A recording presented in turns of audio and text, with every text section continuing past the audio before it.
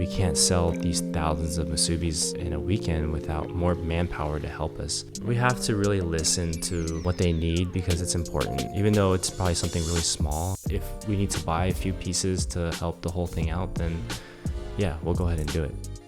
Welcome back to another episode of the Kurative Podcast. I'm your host, Kevin Sutarji, and my guest today is Michael Domen, one of the co-founders of Junk Mail Musubi, the well-known musubi pop-up for food markets all around the Bay Area. Anytime you see Junk Mail Musubi, they have a long line of customers waiting to purchase one of their specialty musubis. But even with their long lines, they pump out the orders as efficiently as possible while maintaining quality. In this episode, we talk about prioritizing what's important in your life, and a lot about improving processes such as constantly iterating, creating checklists, building a team with specialized skills, and investing in what they need to do their job better. Enjoy the show. Hello everyone. Before we get to the episode, I just wanted to say thank you for everyone who is watching the podcast on YouTube and listening to the episodes on all the podcast apps. There are many other ways to support the podcast. A few are to rate and write a review on iTunes. If you got value from the episode, you can share it with a friend, and you can email me at hello@kevinsutarji.com and tell me your story about which episode resonated with you. Also, when I announce my guest for the episode on Instagram and ask for questions, you can DM me your question for my guest. Lastly, you can subscribe and be part of the notification squad by opting in on getting notified on YouTube or any podcast app whenever a new episode is released. Thank you and enjoy the show. Thank you, Michael, for coming to my podcast. Yeah, of course. Thanks for having me. I'm really excited for this, so thank you. Yeah, I went to NorCal Night Market last year and this year, and I've heard so many great things about Junk Mail Musubi. Every time I go there, it's like a long-ass line. So, you're doing something right. Yeah, it's a really good experience. It's really hard, to be honest, but we're learning a lot of things as we go. And we're just trying to come out with new trendy food that people will enjoy and then kind of just go from there. So it's the NorCal Night Market brings in, from what I heard, about 60,000 people in a weekend. And so it's our job as vendors to kind of keep these customers going and so that they can continue on from the rest of the festival. So yeah. And for the audience that don't know Junk Mail Musubi, could you give a little background about it and the history of it? Yeah, so Junk Mail Musubi is a food tent. We set up basically a canopy in the middle of a parking lot along with other food vendors and food trucks. And we act as a temporary restaurant to a lot of these customers that come in from all over the Bay Area, and they get to try different foods that they don't get to experience at existing restaurants. And it's fun. It's a lot of fun because, going back to the history of it is we get to create everything from scratch, right? We're not a franchise. Right. We're not obligated to sell things a certain way at a certain price. So everything that we come up with is straight from our minds. And it's not just me that does it. I have two other partners, great partners, JR and Amir, who I actually work full-time with at a biotech company. So the junk mail is what I do part-time in the spring and summer. And my full-time job is working at a corporate job. So we came up with this a few years ago, back in 2016, 2017, and it just started that we were all working in the same kind of team, same cubicle area, and that's cool. We were like, oh man, we want to try something new. We're tired of this. Like, we always had to abide by all the rules. We had to come at a certain time. Like, why can't we just do our own thing, Right. And it wasn't as easy as just like opening something up and then you just start selling. But there was a long process to it, a big learning curve. Oh yeah, I'm sure. Because a lot of the things that we learned, I learned on my own, or we learned on our own. We didn't really have anyone to help us. We had no guidance. I had to look up all the rules and regulations, and It was really tough just to get started because you never know what to expect. And so we started with, what are we going to sell? Right. Like, it wasn't, Spam Musubi wasn't exactly the first thing that came to mind. We had a bunch of different ideas. And so we found a hole in this musubi thing where no one's selling it in the Bay Area. I mean, they sell just regular ones, ones you buy from L&L or from, poke shops or whatnot, but they don't sell it any different. They're all the same. They're all cold. They're all room temperature, or, but there's different levels to it. You can add different ingredients. You can use different proteins. You don't have to use just Spam, right? You can use other items. You can add different flavors to it. You can add whatever you want to it. You can wrap it however you want it to be. And so that was kind of like the light bulb, like, wow, like we can do this because no one else in the Bay Area is doing it. Yeah. And did you have a special like bond with Spam Musubi back in your childhood or anything? Like, did you grow up with Spam Musubi? A little bit, but I mean, it was more just Spam and eggs, Spam and rice. Oh yeah. We never had it like musubis or whatever. But yeah, my mom cooked Spam for dinner, a couple times. Okay. So that's kind of how the ball got rolling to start. And then, we had to come up with the name, we had to come up with the logo. And that's kind of something I took upon myself because I really enjoyed that, like the creativity part of it. Oh, and so I'm not going to tell you that I know how to draw or I know how to come up with a name, but JR, he came up with the name Junk Mail Musubi. And the whole story behind the name is, honestly, I didn't get it at first, but he was like, we should call it Junk Mail Musubi. And I'm like, why? I don't understand. He's like, junk mail, like the junk mail in your email, and then which is your spam. Right. So Junk Mail Musubi, Spam Musubi. So that's how we came up with the name. Okay. Yeah, I really like the name. It's pretty catchy. It's one of those things where, we sit with each other 8 hours a day at work, right? Mm-hmm. So we always have time to bounce things off each other that's not work related. Yeah. And so it was just kind of one of those things that kind of clicked. So yeah, I'm really happy with the name too. Yeah. And so like from thinking of like the idea, the name, and like probably the product that you want to sell, like how did you get that started from idea to, going to food markets, night markets? Yeah. So initially I got the name and design within maybe a few months. Yeah, I did one of those, online logo things, and I knew exactly how I wanted it to look, but the sketches that we were drawing out didn't cut it. So we hired someone for the logo. And then initially I wanted to sell at farmers markets, and there's a flea market next to my house called the Deanza Flea Market. Mm-hmm. And they have a few food stands there that sell kettle corn, chicken skewers, things like that. I wanted to sell there. Typical farmers market food. Yeah. And then I emailed the guy and I told him this is our first festival, the person in charge, and he kind of pushed me back, honestly. And it was like, he's like, oh, you don't know anything about like food vending or like selling food. This is like a really tough business. So just so you know, there's a lot of hard work cut out for you. Yeah. I'm like, dude, you don't even know me. Like, how are you so quick to judge that we can't sell it? Mm-hmm. And it kind of pissed me off a little bit. I'm not going to lie, but did he know that you were kind of, I guess, on the younger side, not like, a lot older in the business of selling food? Yeah, he knew because I told him. I was like, this is our first event. That's right. Yeah, we really want to get started on something, and I feel like this flea market would be a good start because there's a lot of Asians in the area, and there's a lot of like young folks, old folks. So I think it'd be a good start. Mm-hmm. And so he kind of pushed back, and I was like, oh man, it kind of made me second guess, like, oh, I don't even want to sell here anymore.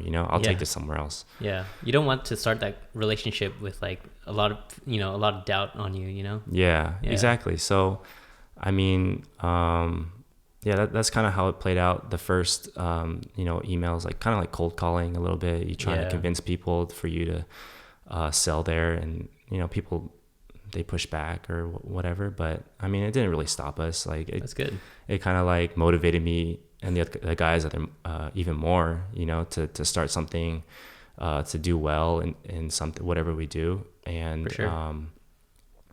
So after that, we ended up finding our first event, which was called the Bay Area Night Market, which was in Newark, right? It was in Newark, yeah. Yeah. It was in the parking lot of Newark, and that was probably a few months away, and we got accepted to it. And I mean, as you know, there was a lot of things that I did not know, right? Yeah. I didn't know a lot of things because I've never done this ever.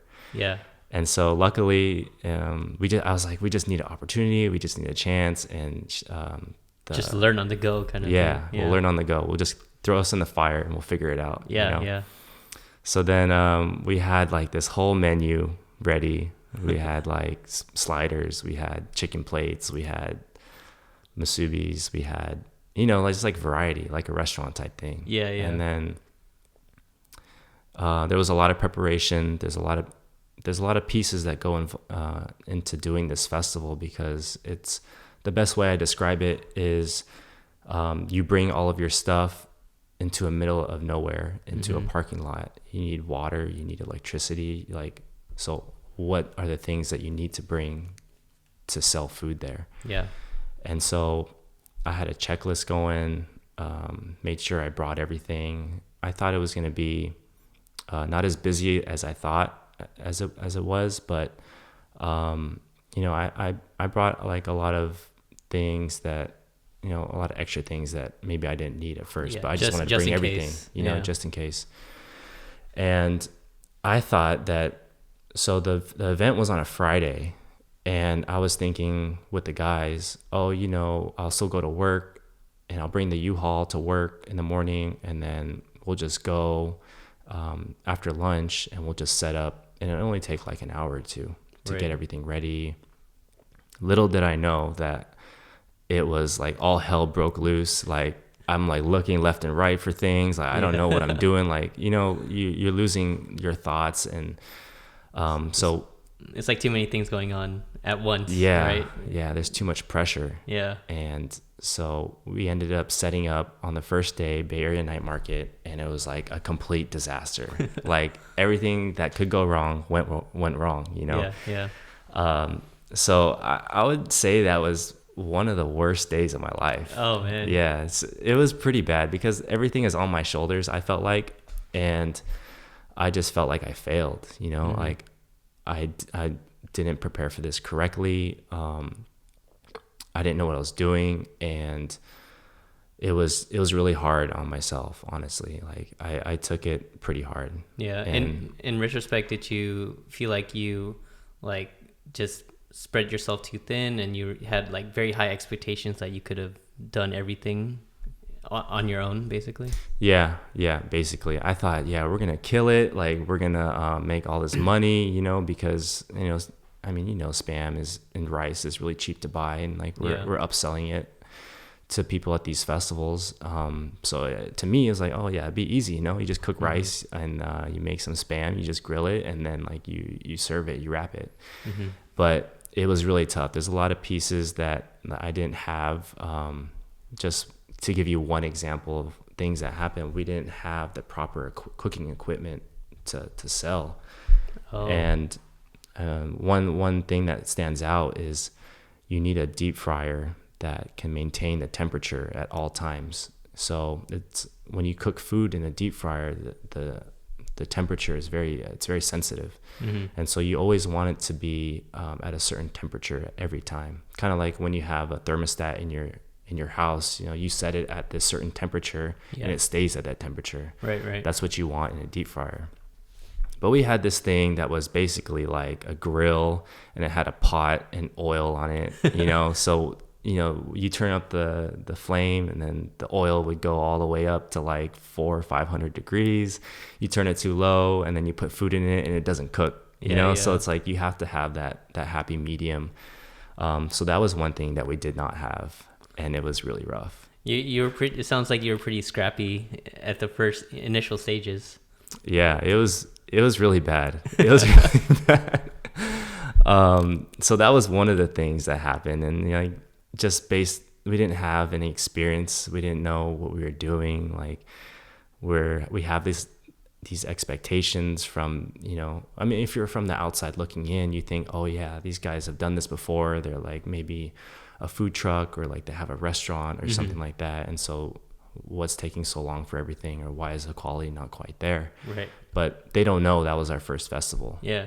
And it seemed like you had so many menu options. Like, did you know that this was going to be hard to handle different menu items and stuff like that? No, I thought it was going to be really easy. Yeah. I thought it was going to be really easy because it was a lot of the same ingredients. You know, we just present it differently. And it was, I actually worked in a restaurant in the past, and to compare restaurant to a festival is like night and day. It's completely different. Yeah. How so? Just because when you do a festival, everything is fast paced. There's always people in line. There's always someone that's next. But for a restaurant, there's a peak hour, and then it dies down. So you have time to prepare for the next wave. That's true. But with the festival, it's always a wave. There's always peak hour. Yeah, it's always peak hour. So you have to do some things in advance that you probably wouldn't do in a restaurant. And that's kind of like what I really learned throughout this whole thing is, you know, preparation and being organized are really important to having a successful festival in terms of happy customers and money. Yeah. That's actually what I was going to ask. Like, were any of you involved in any, you know, cooking or any restaurant business? So you were part of it. You know, you did a little bit of work in a restaurant, but did the other partners work in a restaurant too, or anything food related? No, it didn't. I mean, it's how do I say this? It's easy to say like, oh yeah, we could do this like thing, we could cook this, because you just make it for like 10, 15 people, you know, like a barbecue or like a family function. You're like, true. Oh yeah, it's easy. We'll just make, I do it all the time, you know, but it's different to cook and for thousands of people. Yeah. It's different, and it's a different monster. And so many people are like, oh yeah, your musubis would be so good if you just add this, if you just do this, if you just do that, like people would love it. I was like, yeah, it's so easy for you to say because like you're not doing it, but if you're actually in that environment, it's really hard to just add one piece to a menu. Yeah, it's really hard.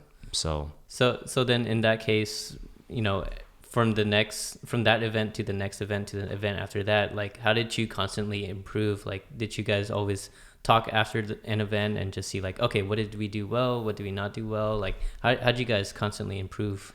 Yeah, luckily we see each other every day. That's true. So we see each other Monday through Friday. We start at 7, or I start at 7, and then we leave at 4 for our full-time job.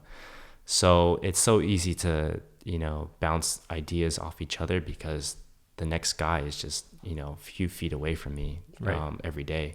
So we're constantly changing things. Like we have all these different ideas. We bounce off of each other to improve, even if it's something like small or something that could be pretty significant.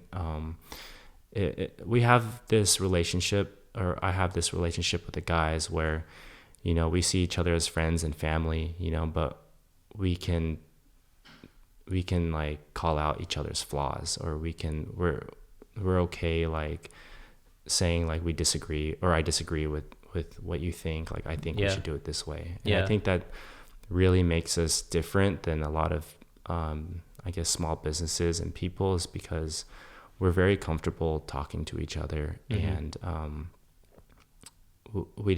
we put our feelings aside. Yeah. You're not taking it personally. Right.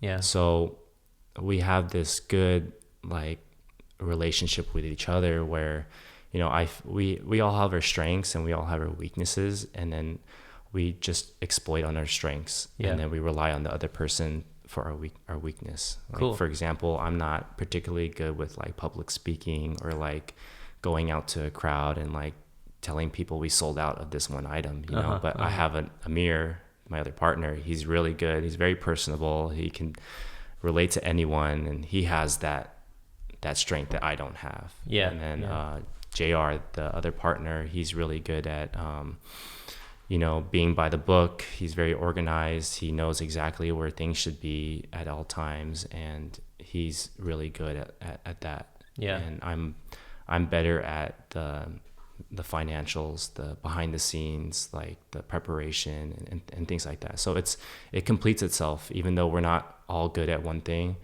we complement each other in that way. And how did you guys come up with the responsibilities as you were going, or did you figure it out right then and there, right before you started, saying like, I'll take care of financials, you take care of operations, you take care of, marketing? Like, how did you guys divvy up the responsibilities?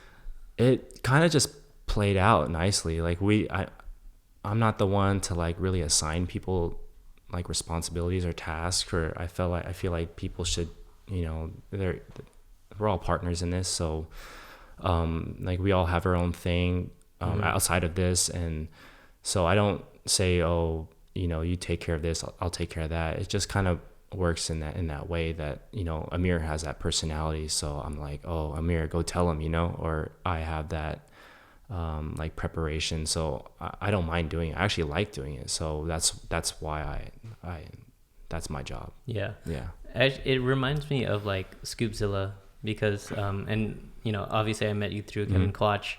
They're a group of 3 partners, right, as well, 3 co-founders, and they work well with each other because they all have different responsibilities. One person does the operations, one person does the menu item, one does the marketing. And so like it's good to have co-founders and partners where they work on the parts that they're good at, that's also your weakness, so you guys complement each other. Yeah. So I give it up to Scoopzilla, especially I'm closest with Kevin. Okay. But yeah, he has a lot on his plate, and yeah. I don't know. I'm kind of in that same boat where like I'm like going back and forth with things, but he's like on another level, and I'm just like amazed like how he can jump between, because he just opened up that bakery. Yeah. He has Scoopzilla, and those are all like, I mean, for us it's like, okay, if it doesn't work, we're just a tent, we're a food vendor. Mm-hmm. We can just, back out if like stuff goes to the wall. But he has a store, and like he has all these like little tasks, big tasks that he has to take care of. So yeah, I have a lot of respect for that. Yeah, I think, when I talked to Quash on my episode, I think what I noticed was that even though he has like the brick and mortar, he has, employees, and then he has multiple ventures, he doesn't mind failing, actually. Like, I think for him, failing is going to be part of the process if it happens. And when it comes to, if one business doesn't work out, okay, he'll move on to the next thing, or he'll continue on working on the other things that he's a part of. Because he has Scoopzilla, he has California Bakehouse, he has Knits. I don't know if you know Knits. Mm-hmm. Like he has a pop-up restaurant that happens a couple times a year. Right. So like, I feel like you and him, have this sense of like, oh, we want to do something, we're not afraid to do it. And that's really good. I really like that. Yeah. I mean, to kind of bounce off that idea is, it's all about, and I have this, I bet Kevin has the same theory as I do. It has to do with like your priorities, mm-hmm. your priorities in life. Like people, a lot of people make excuses over things like, oh, I don't have time to do this, I don't have time to do that. Oh, if only I had the money to like start this, then I would do it. Mm-hmm. But I think it all has to do with like the priorities you have in your life, because mm-hmm. if it's really important to you and you really want to do it, then you would make the time for it. Like I'm not like, Kevin's definitely on a different level than I am, but like I have a job and I do this on the side, and I just do this on the weekends. This is my part-time thing. And the reason and the way I'm able to do it is because I make this whole thing like a priority in my life. And I think it's really important. And I'm not saying like down the road, like this junk mail thing is gonna kill it, and we're gonna like have all these restaurants, but like at this moment, it's a priority in my life, and I enjoy doing it. It's like my passion. So like I would do it for free. For the first 2 years I did it for free. Like I spent money when I didn't have to, and I took the time outside of work. You know, I would come home from work and I would work on it a few hours at a time, and I just made it like really important. I really wanted to like not give up on something, and I really wanted to start something on my that I can say it's mine, and that's what I really enjoy about it. But the whole idea is that it's a priority of mine, even though it's hard work in 100-degree weather, or it takes, you know, a few hours to gather up all these supplies for a festival, or moving, you know, we had to bring restaurant equipment and like all these tables and bins and like all these pieces that, you know, I don't have to do it, but like it's my passion. It's like my hobby right now, and that's why I do it, is because I really enjoy doing it.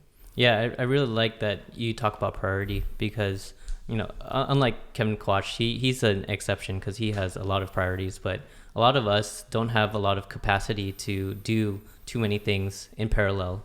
And again, it goes to like, sometimes it's money, time, effort, and energy.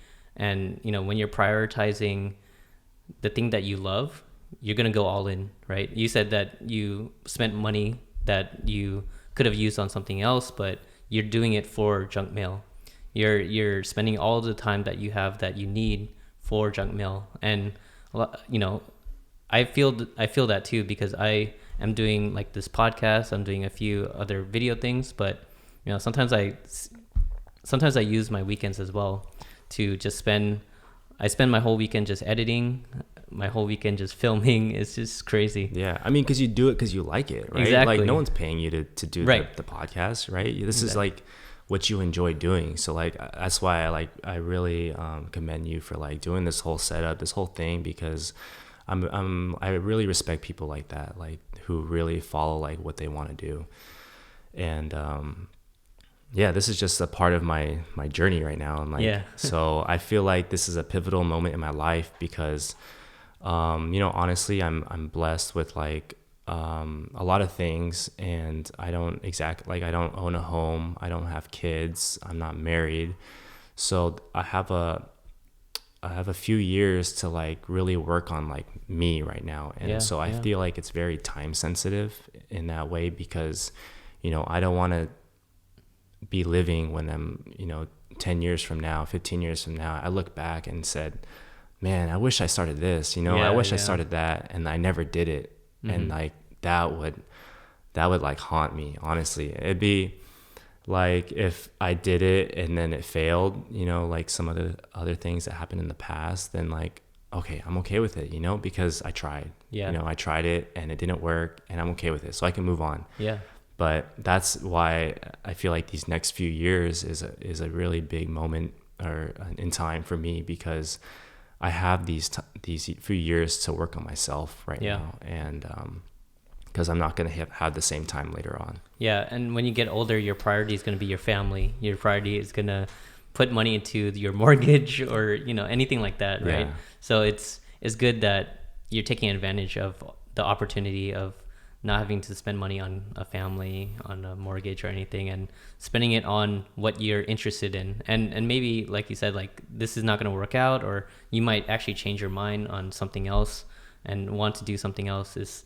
But, you know, I feel like a lot of people are kind of scared to spend a little bit extra money on something that they might enjoy, because they don't know if they're going to enjoy it. And then if you don't take that risk, you won't know. And then later on in 10 years, you said, man, I was kind of interested, I should have tried it out. And then it's regret at that point. Right. You know? And like, I think about that a lot. Because I don't want to be stuck somewhere, like, and financially I'm not, or like just my time itself, like I can't do it. And this is like a perfect time for me. So that's why I'm like I'm going all in right now on like the weekends. Like I'll do Monday, Tuesday, Wednesday at work. I'll do Thursday, I'll pack the car. Friday's a festival. So Friday, Saturday, Sunday. Monday, we got to unload the car. So it's like almost 7 days a week. During that time I'm working. Yeah. I think so, like when you're working full time and then doing something on the side, in my opinion, I sometimes have a hard time thinking about what I'm going to do in the weekend versus what I'm actually supposed to be doing on the weekday. So, right after work, like at 5 p.m., if I'm leaving the office, I think about my videos, right away. Yeah, I'm the same way. Yeah, and I sometimes feel guilty. Do you feel like that or no? No, I don't feel guilty. None at all? No, I don't feel guilty. I have like this thing where, the things I can't do at work, I'll write it down on like a Post-it or in the notes on my phone as like a checklist to do. And then I'll kind of forget about it until after work. Oh, and that's then really good. I'm able to work on that like once I'm off. Oh, that's cool. And then once I get home, I'll kind of settle in, and then I'll write a checklist of things that, maybe I can do at work, like some online something or whatever. And then so it kind of keeps me sane in that way, because I'm like, okay, I'm able to knock out this checklist. Okay. Yeah, so, actually, that's the second time you said checklist. So are you big on checklists? I guess I never thought about it, but I guess I am. Yeah, I have a checklist for, before a festival. I have a checklist like for supplies that I need for the festival. And so I kind of like cross them off as I go. It kind of gives me some sort of like some sense of accomplishment. That I'm crossing it off. Or that's cool. Even if it's something simple like just going to the bank or something. And so I guess I am big on checklists. Do you write it down physically, or do you keep in your head or on your phone or anything? No, I have it on a Google Drive. Oh. Yeah, it's on an Excel sheet on Google Drive. So I don't know if you use it, but it's in the cloud, and then I'm able to access it anywhere from my phone, and it saves automatically. So as soon as I write something down, like on my computer, it'll be uploaded. So it's like up to date. So I really like Google Drive, and I use that a lot. Yeah, I actually think checklists are like, it's a simple thing, but it really helps so much. I have a checklist for all of this podcast, like setup. And, I have a checklist for gear, checklist for settings, and I check mark everything like when I'm setting it up and stuff.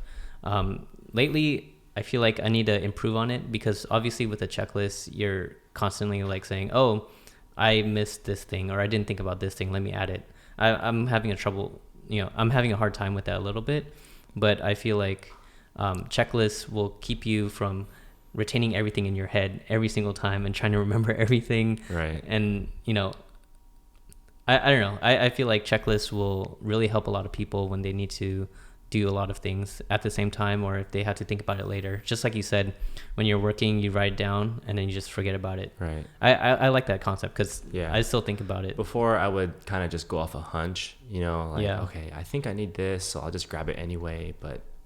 And then I end up finding out that I already have it, because when you do the festivals, we bring over 200 pieces. So there's a lot of, big and small, a lot of things that we need to bring. So for me, checklists are really big, I guess. Yeah. And did you apply it in your business with your partners as well? Yeah, I give them a checklist to for supplies they need to get. That's cool. Yeah, before every festival, I run through them, all the things they need to buy, what store they need to buy it from, and the quantity. And then they go out and they go get it. So it's very detailed. That's nice. It's very detailed. Yeah. So we have this system down now. Before we're kind of like, we have this group chat going on, like, oh, do we need this? Do we need that? And I'm just not quite sure. So before every festival, I give them like the items that they need to get and the things that they need to do before the festival, and then they'll go out and do it. So yeah. So it seems that like there's a lot going on with operations and preparation. When did you realize that you had to grow your team? And when did you realize that you had to have people outside of your partners to help you with your operations and with your business? It's funny because, when you came to the NorCal night market, you saw how many people we had in the tent. It was a lot. Yeah. And I was looking at it too. I was like, wow, that's a lot of people making spam musubi, Yeah, everyone was like doing their thing, and like it was like a nice flow of people like cooking, people like preparing the musubi and then serving it. I really like seeing it. Yeah, we have a good system down now. We basically have the setup to be the front, which is the register and the expediter, the person passing out the food. And then in the middle, we used to have, I think, 2 or 3 people to be wrapping at the same time. But now we have about 4 going at the same time. Nice. And then we have 3 people that run the back who do the stove, the deep fryer. That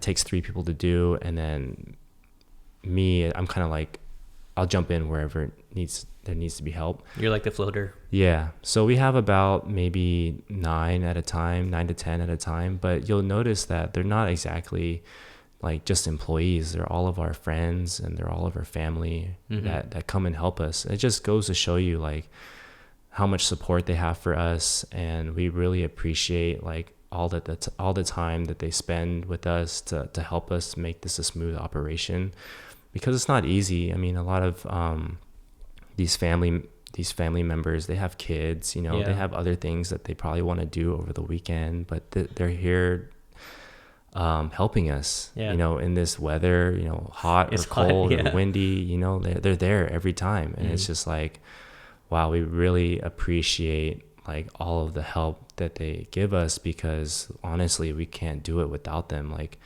we can't sell these like thousands of musubis in a weekend without like more manpower to help us.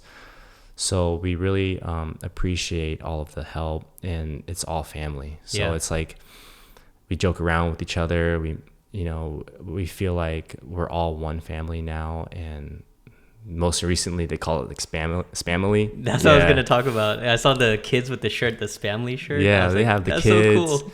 The kids passing out the food. They put stickers That's really on. cool. You know, I like that. we don't even tell them to like help us, but they want to be included, and they want to be able to help out. So it's a lot of fun, because it's not just regular employees. They're like the people who we're really close to that are helping us. So it makes the weekend a lot more enjoyable. Yeah. And I feel like once you grow the team, you actually have to coordinate a lot more, right? Like, you know, there's so many stations now versus like you 3. You have to make sure that each station is doing what they're supposed to do correctly, efficiently, and all of that. How did you continuously improve that operations strategy? There's a lot to it. So I mean, one of the things was we would ask the people who are actually doing it, like, what can we do to help you to make it more efficient? What could we do to, like, do you need more of this item or that item, or like, do you need something like more support? I see. In this way, and then we'll kind of like fix that problem to make it more and like enjoyable, or like easier for them to like do their function. But over the years, you know, at first no one knew what they're doing. I didn't know what I was doing. Like, we jump in here, jump in there, but this is our 3rd year, so everyone has a good idea of like what they're going to be doing for the day. Like, we don't exactly tell them, but they're like usually assigned the same spot. They're usually assigned to do the same thing. Yeah. So they know what to expect. They know that some of the supplies are going to be over here, like the gloves are going to be over here. So it's more like a well-oiled machine now. Like, that's cool. There's no guessing. You know, there's more organization involved. So that really helps. Yeah, that's nice. I feel like, you know, once you get that core team that is doing everything, and then you get feedback, right? Feedback is important to iterate through your process. Getting feedback and understanding what their point of view is very important. And I think that's what happens in the industry as well, right? So as an engineer, if I'm doing my work, my managers are asking me, oh, you know, how are you doing? You know, is there anything that you need for you to work better? Because obviously my well-being is going to make me bring output a lot faster, more efficiently, do well with, like, for me, I'm a software engineer, so, you know, I'll write code without any problems and ship it to the customer. And so feedback, like you were saying, like making sure that they're doing the work that they're supposed to do efficiently and they're okay with how it's set up, I think is very important. Yeah, we have to really listen to what they need, because it's important. Even though it's probably something really small, you know, we have to like go out of our way to like help them out. So yeah, I really believe that, you know, me and the other I mean, just everyone, we should all be listening to each other for advice, good or bad. And so just to make it easier for everyone, you know, because it's not easy to do all this. It's actually really difficult. So, you know, if we need to buy a few pieces to help it out, help the whole thing out, then yeah, we'll go ahead and do it. So, yeah. Where did you learn all the managerial skills? I didn't. No, honestly. Just on the job. No, again. I was never a manager anywhere. I worked, so my career so far, I worked at a Chili's as a server. Okay. I worked at a Pizza My Heart as a delivery driver, and I worked at a rental car place, and I had an internship at a like another startup, and then I landed this full-time job I'm at now. But I never was in position to like manage people or deal with people's personalities, things like that. So I'm still learning a lot as I go. Yeah. Yeah. And you talked about money and how you guys will spend whatever you need to spend to help your company grow and work efficiently. How do you guys talk about money, and how do you guys divvy up, you know, when to spend, who's going to spend on what, when to spend it, and all of that? Yeah, it's a lot easier now, just because we already have a lot of the equipment and pieces that we need, because we just needed to buy it one time. That's true. And did you accumulate it throughout the few months or years, or did you accumulate it all at once? Over a course of like few months. Okay. Yeah, I would buy a few pieces at a time. You know, they would go out and get some certain items off Craigslist, or we would buy some of the restaurant equipment online or things like that. But it was, I guess we just had to do it one time just because we just need one of this particular item. But that's true. In terms of food now, I mean, it's pretty, we have a good system down. Like JR does, you know, he goes to a certain store, and then Amir, he'll go to the other store that's close to his area. And then I'll go to the stores in my area. And then at the end of a festival, we'll just reimburse, you know, based off the receipts that you have. And then after we pay all of our expenses, then that's when we split everything 3 ways. Yeah. And so it seems that you guys have that system down where, you know, you all buy certain equipment and all the food ingredients, then you split it. And you also have all the operations kind of, you know, set up correctly so that people are working efficiently. Do you guys have all of these things written down as well? Kind of like a checklist where it's an SOP, right? Standard operating procedures. Do you guys have that written down anywhere, or is it all in your head? No, it wasn't an SOP. I did it on an Excel sheet. I was like, okay, I spent this amount of money on this equipment, and then they spent it on this equipment. And then the first year of doing these festivals was kind of just paying back the money for the stuff that we needed. And I didn't think it was going to be expensive as I thought it would be, just because I didn't know that we needed to buy like restaurant grade stuff, which is a little bit more expensive than just like going to Target or Home Depot to buy the same item, right? It's not quite the same. Yeah. But yeah, it took us a year to kind of figure it out and establish the foundation of all the pieces that we need to comply with, you know, the health inspector. You have to comply with the fire marshal. So you need, like, for example, fire extinguishers that you don't exactly know. You don't just buy that from Target, right? You need like the commercial grade one, or you need, you know, some of these other pieces to comply with the county's health department, just because you're technically a restaurant establishment. So you have to have certain things, otherwise they will not let you serve. They'll close you down, actually. They will, if you don't have certain things, something simple as soap, if you don't have soap, and they're like, oh, how did you wash your hands? You know, then it's like, it's just a bad look on you, and they won't let you serve unless you comply with everything. Yeah. So did you ever get threatened to get shut down? We were really close one time. Yeah. Like way early in the beginning? Yeah. First year. I'll give you a short story, but we bought a camper. It's a stove, a griddle, and we just bought it online off Amazon, right? and there's a connector between the propane tank and the actual stove itself. There's a little pipe. There's the rubber pipe. And apparently the one that we bought off Amazon did not comply with the code of San Francisco at the time.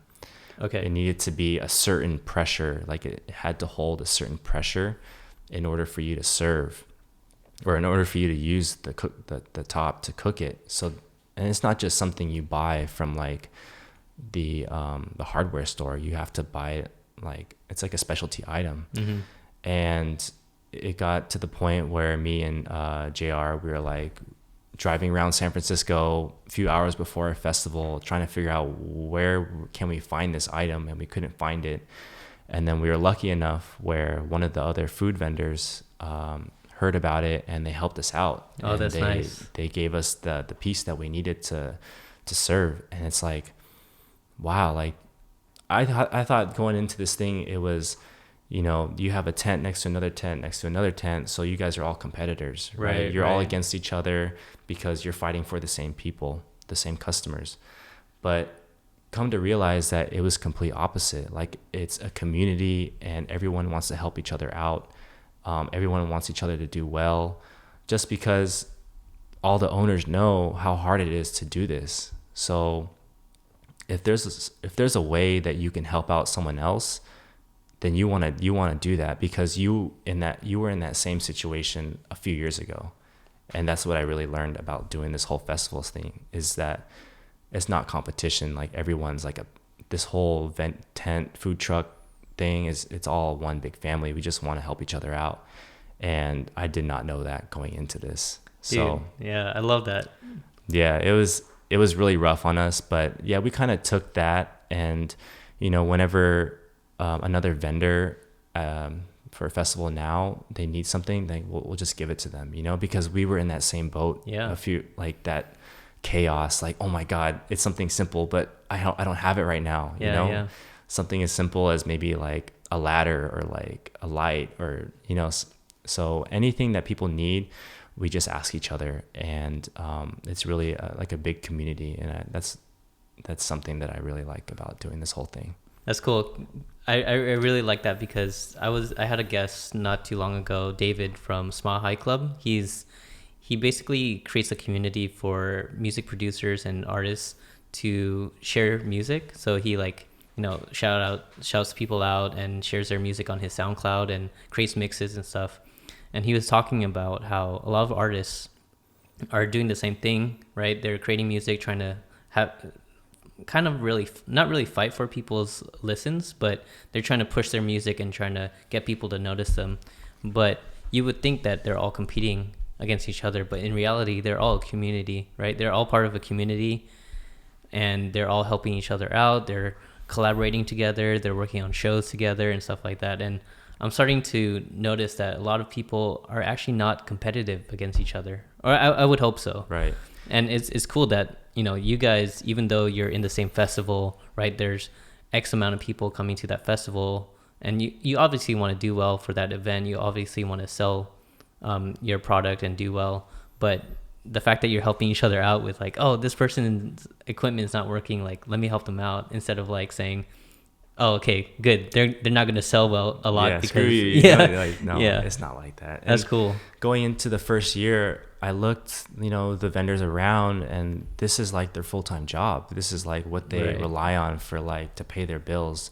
And I'm fortunate enough where I can do this part-time right now. But, you know, I look to my left and right, and like, people have been doing this for like 5 to 7 years. And at the time, this was our first year doing it. So they kind of see, I mean, you could kind of tell when someone's new at it, just because you see them like kind of like running around, like, oh, like, you're looking for this, you're looking for that. But, you know, things are just scattered everywhere.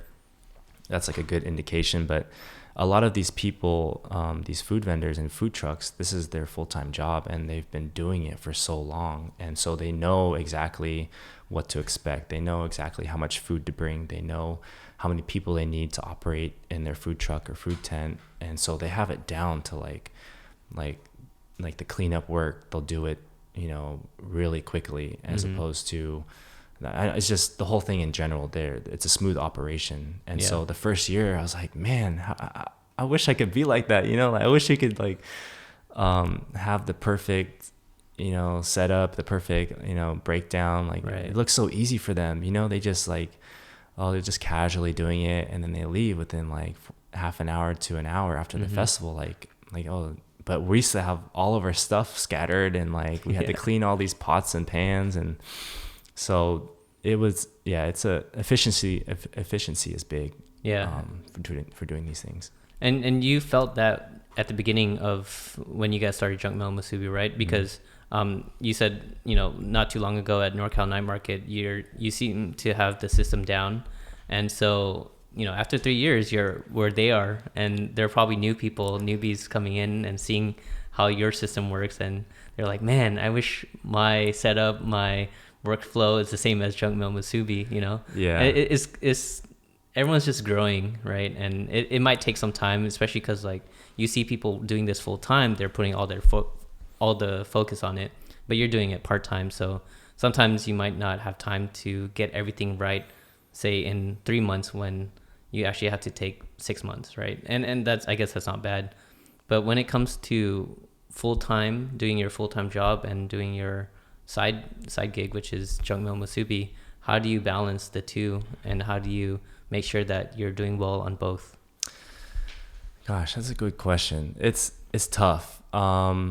Luckily, with my full-time job, I have, I've been doing it.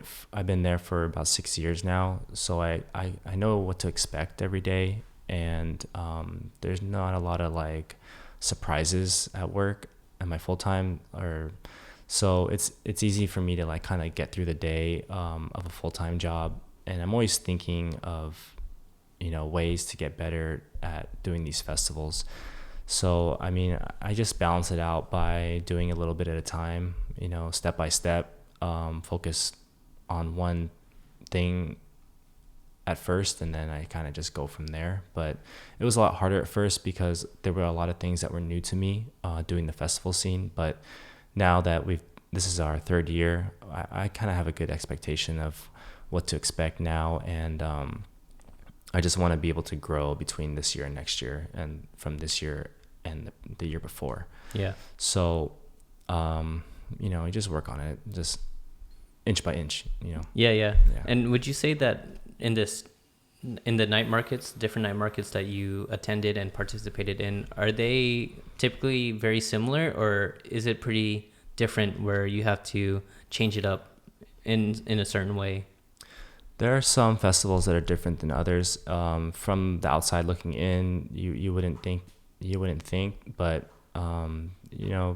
you get a better conversion rate when these customers pay to get into a festival. Like they pay the $5 to get into these night markets, just because that they're going into these festivals expecting to buy something. True. As opposed to maybe like a farmer's market or something that's free, like a free festival. People walk around, but I would say less people convert into a sale. Yeah, they don't feel obligated to buy anything because they didn't pay to get inside. Right. Yeah. So these big night markets, you expect these people to pay. And so we have, they have an expectation of us, right, to do well, because they paid for the parking, which is like $10 a day, and they paid to get in. Mm-hmm. And they paid for the food, which is, I mean, as you know, it's not cheap. To buy some of these items. They're actually really expensive. Yeah. And so just to say that, but we're on the cheaper side, we are on the cheaper side on the options. But yeah, they have certain expectations for us, and we have certain expectations, or like we have to give them our best, like best quality. Like we have to give it to them hot, we have to, take the time to wrap the musubis, with care, without being sloppy. For sure. So yeah, that's what I would say is the main difference between the festivals. Like sometimes for the free festivals, people may not convert into a sale, but I would say for food festivals specifically, like there's a good, like if you have a nice logo, if you have a good food product, like it's like picture worthy, I would say, and the quality is there, like it's going to be a popular tent. So that's what I was going to actually ask you, because obviously you're trying to build a community, but you're also trying to make sure that you're making sales. How did you guys, I don't know if you want to share if this is like a trade secret, but how do you guys differentiate Junk Mail Musubi to the rest of the other vendors?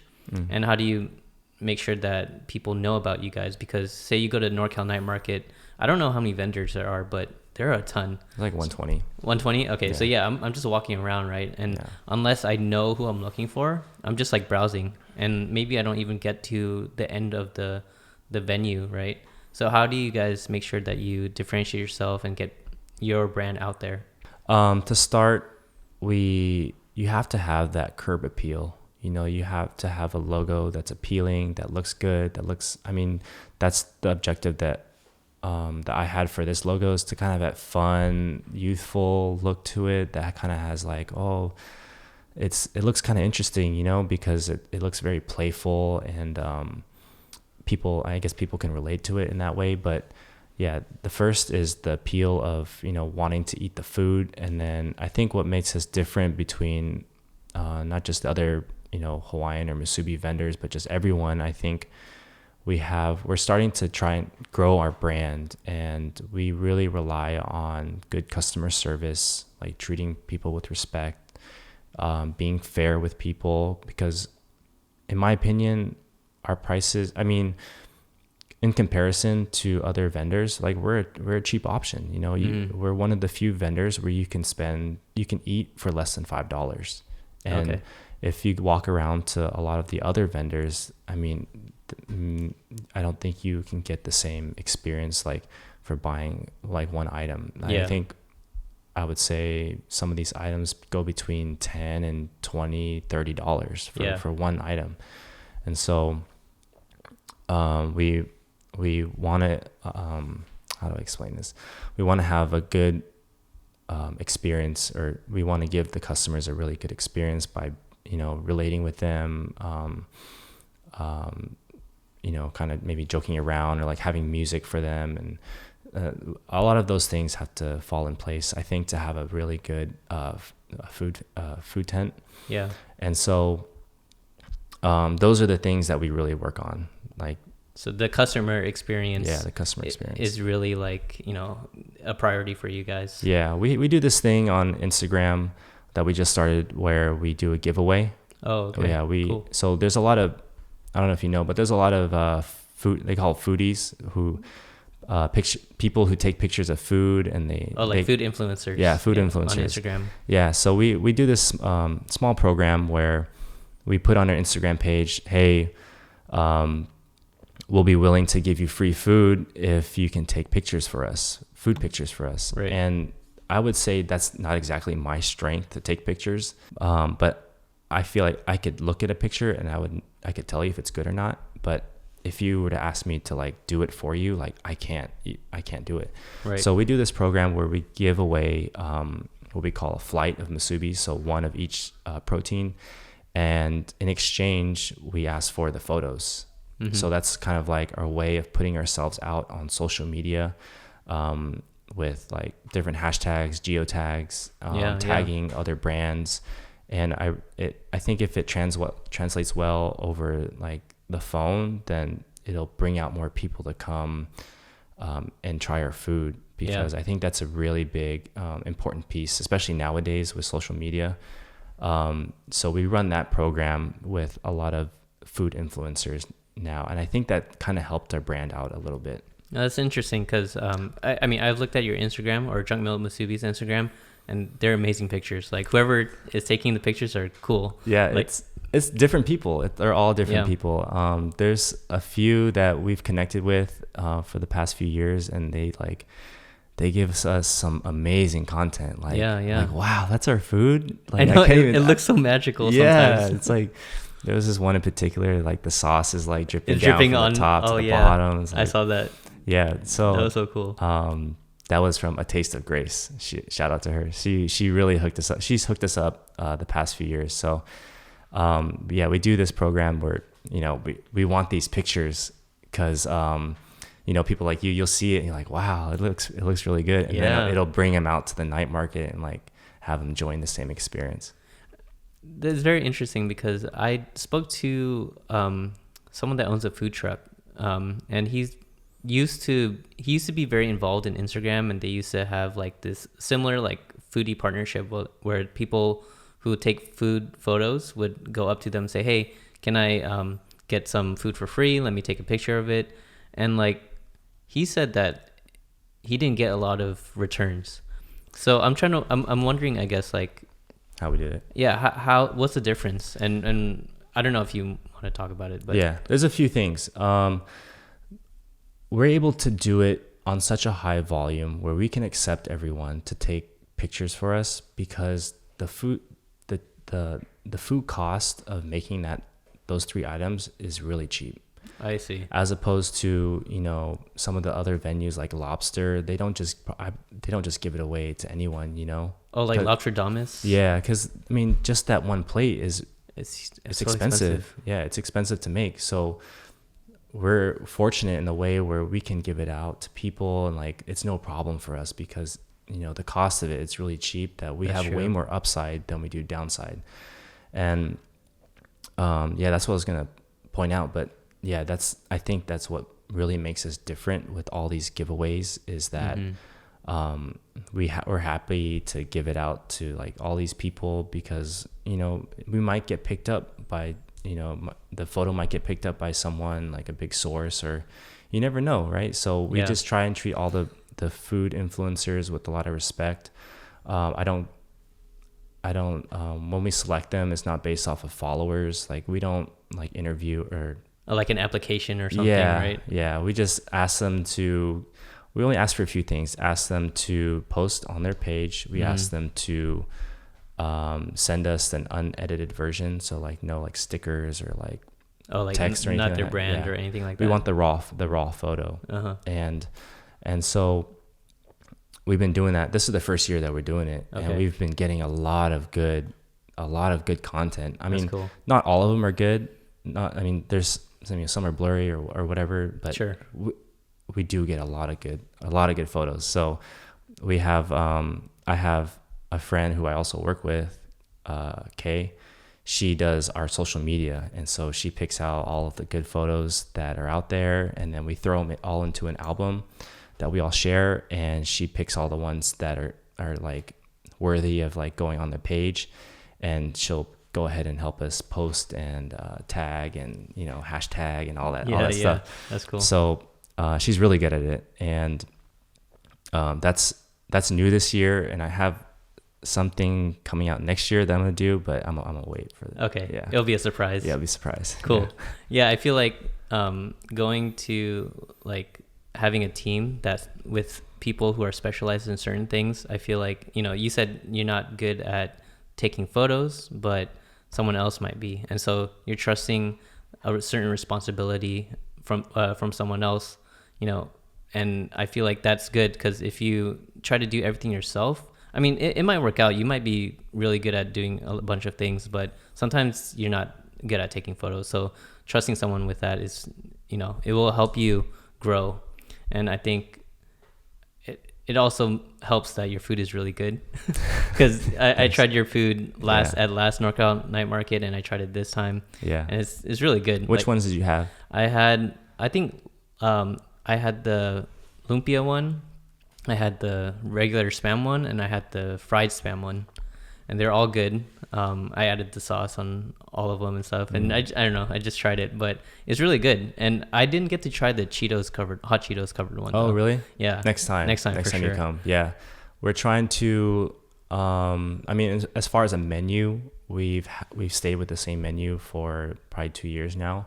Okay. But I think I still want to be, innovative and coming out with new things. So I think by next year we're going to come out with something a little bit different, a little bit newer, trendier, maybe, I would say. Yeah. So we'll see. How'd you come up with the original menu item or items?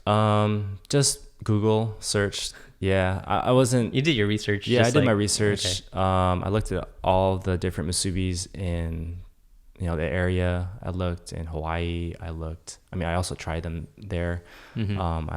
I went off Instagram, like the look, and not taste, but what else did I do?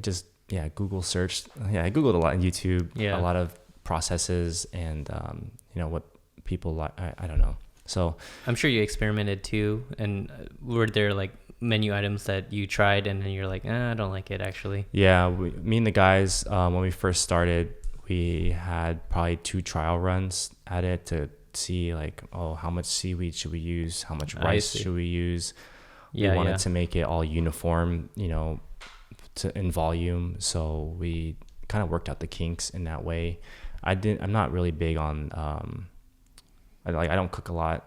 I mean, I try to, not all the time. So a lot of this stuff I was learning as I went also. But it's a lot of fun. Yeah, that's cool. I really like, what you've done so far. I like the fact that you're continuously iterating and improving on your system, on the way you work with customers, the way you work with your team. And I feel like a lot of people can learn from how you handle your business, how you and your partners handle the business. So I really appreciate you sharing all that.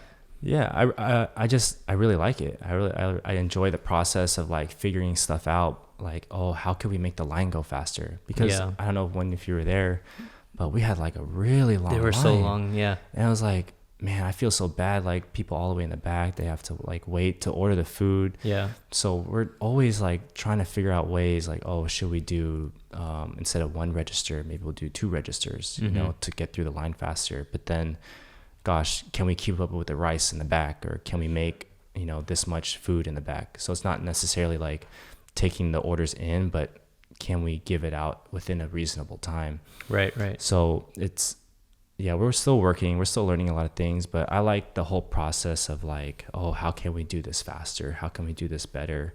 How can we make it easy on ourselves? Because at the end of the day, doing this whole thing is just a lot of work. And if it's one or 2 small things to help you, then it's worth it, So, yeah. Cool. Yeah, I really like everything you said. So thank you. Thank you for sharing. Yeah. So we'll go into Instagram questions. Okay. And I asked people on my followers on Instagram if they had any questions that they wanted you to answer. Okay, so the first one is from Karina Graham. She says, do you have any plans to open up a brick-and-mortar? Oh, that's a good question. I do have plans to. And we go through these, every month is a little bit different. Gosh, should we open up a food truck? Should we open up a brick and mortar? Should we take this festival down to LA? Should we cater? Should we, there's so many options. And a dream would be to open up a brick and mortar. And I have a spot that I really want in mind. And I'm just, I'm kind of like stuck between, oh man, should we pull the trigger or not? Right. How much money should we save? Like we don't want to take a loan if possible, but at the same time, like it's really hard to pay for like a restaurant all in full. It's a huge investment. Yeah, it's a huge investment. And the answer is yes, I do want to open a brick and mortar, a small one, a really small one. I don't think we need a lot of space. I don't think it'd be kind of in a food court setting where we don't exactly have tables and chairs, but it's shared between some of the other people inside the marketplace. I see. And so I do have plans to open up a brick and mortar one day, or a food truck. Yeah. I'm still I'm going back and forth. Yeah. But I would love to hear if people would, if they have a suggestion, like what I should do next or what we should do next. Like, honestly, I would love to hear, or what menu item we should come up with next. Like, I like hearing like the different perspectives from people, and I really listen to it, and I'm really working on it. So so for all the viewers and listeners that are listening to this podcast, like if you prefer to see a food truck or brick and mortar, why don't you put it on the comments? Yeah.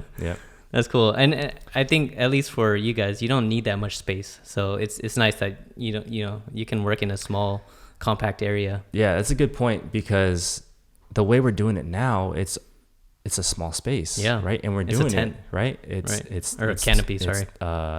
10 by 10 with a 10 by 10. So that's 200 square feet. And we're doing it in that space now. So if we need a brick and mortar or like a food truck, we don't need that much more than that space, 200 square feet. Oh, for like storage and stuff. But it just kind of goes to show you like the proof of concept is working, that we can actually make musubis in a small space. So we don't need a big location to, for a restaurant. That's true. Yeah. Cool. Cool. So the next question is from Merrick. So if you could pick a different, well, he says passion, but I would think that if you could pick a different kind of like area of food, and you were to go back and decide on this, would you pivot to something else, or, would you stay in this current path? I would definitely stick on the savory path. There's a dessert path, like there's a dessert sweet, and then there's a savory path. I feel like the savory path is more lucrative, just because dessert, there's a lot of competition in my opinion, and just within food festivals, there's a lot of desserts, and I feel like people, they can only eat so many desserts at one time. But at least pick Scoopzilla only. Yeah, Scoopzilla. But I would definitely stick on the savory path. I don't know what the item would be, but I would have to think about that one. Okay. But it's, I'm not sure. Oh, no, that's all good. Sure. I mean, if you enjoy what you're doing now, then... Yeah, I haven't really thought about doing anything else. I kind of just had, I guess, tunnel vision on this one, and I just work on this one. Yeah, you're just going full force on what you have now, right? Maybe lobster Domus, and like some of the lobster places, they do really well. They're killing it. They do really well. And I think what's crazy about them though is that they go to 626 night market, and then they bring it up to NorCal night market, and they're still killing it. So I think they have a strong Instagram game as well. Yeah, they're all over the place. Yeah, I do see them in LA. I do see them here. They have, I believe they're in SF, Fort Mason area. Oh. They do. I'm not quite sure, but yeah, they're pretty big. Yeah, and I'm surprised that they haven't opened up a store yet, because they make good money. Oh yeah, I think it's also like a specialty when you go to food markets, right? Yeah, like people will line up. People sometimes go to these food events just to see Junk Mail Musubi, right? Because you don't have a brick and mortar, so when they go to these events, they're like, okay, I want spam musubi from Junk Mail. Like it's a special thing. Yeah, it really is, because if you look at it in overall calendar year, we're only open so many days, right? In an entire year. So we really have to maximize on bringing enough food to serve everyone, and give them a good product every time. Yeah. And so that's what it's kind of hard about this. It's that it's very seasonal, and we're not able to do it year round. Yeah, you're given so many, just X amount of chances to really do it right, and you have to do it right every time. Right. Or ideally. Yeah. Cool. So yeah, we have a lot of big expectations for ourselves to do well for these night markets. Nice. Yeah. Cool. The last question is from Chef Quach. Yeah. Nowadays, and this is something that I've talked to him about, where he says nowadays festivals are being oversaturated. There's just a ton. There's a lot of people, right? A lot of vendors and all of that. He's asking, does it affect the customer turnout? And if so, what do you do to offset it? How do you, I guess, handle it, and how do you try to make up for it? Yeah, I do think it does. I think it does affect the other existing food vendors when there's a lot of more options out there, because just in the last year, we've seen a lot of new vendors come in. And so you have to that's why I'm saying next year we're trying to come out with something new and different, so we can kind of hold that wow appeal, as the festivals go on. So I feel like we have a good quality of food that people will be willing to come back just based on that. But we are trying to come up with, what's next, what's the next thing to do, because we don't want to fall behind, doing this whole thing. So you're constantly improving, just as you were doing from the beginning. You're still constantly improving. Yeah. So it's kind of like a tough game to play. You know, you have to have all these pieces fall in place. You have to be innovative and creative and still put in all the work to get it done. So cool. Yeah. So good luck with, the new stuff that you're coming out with. Thanks. Actually, he has a second part to his question. Would you be interested in working with Scoopzilla? I would. All right, Quash, you heard it here. Cool. Thanks for answering that one. Yeah. So I guess the last two questions, what's next? And, besides like the new menu items, but what's next for you and Junk Mail Musubi? What's next? We're going to continue doing festivals next year. And what are the upcoming festivals? So we have one coming up in this September in Pleasanton, the North Carolina Night Market that you went to. Mm-hmm. 2 weeks after is another Foodie Land Night Market that is in Berkeley. And that's kind of it for the season.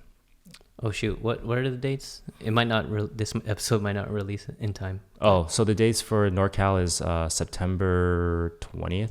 Okay. To 23rd. Okay. It should come out by then. Yeah, and then Foodie Land is the first weekend of October. Okay, cool. Yeah, so that's it for this season. But what's next is we're gonna continue these same festivals for next year. We're gonna talk about whether we can go down to LA. Because LA is like the mecca, right, of food festivals. They're known to have these 100,000 people going out to this venue. So we really want to try and push to see if we can go out there. It's just a matter of, gosh, will it be? Because we have to drive down there, right? We have to bring all of our stuff. Yeah. And it's not cheap to do. And we have to all stay at like an Airbnb or hotel. Mm-hmm. And so those are all added expenses that we have to account for going down to LA. But I would like to one of these days go down to LA to do a night market over there. Nice. So good luck. Yeah. Thanks. Yeah. Wish you luck. I'll need it. Yeah. So if people want to follow you and Junk Mail Musubi, what social media handle would they follow, and any website or anything like that? Yeah, we don't have a website. Okay. But me and my friend Kayleen were very responsive on Instagram. So at Junk Mail Musubi is where you can find us, and we post in the bio all of our upcoming events, all of the pictures that we get from these food influencers, which are really awesome. And so that's the best place to contact me. Yeah. Sweet. Yeah. Thank you for coming. Yeah. Really thanks for having me. I love this whole podcast setup. Like, I do listen to podcasts. I have listened to yours. Cool. Thank you. In the past, and I think it's really awesome. So I encourage you to keep at it, honestly, because you never know where it could go. Exactly. You never know. Cool. Appreciate it, man. Yeah. Thank you for coming. Yeah, no problem.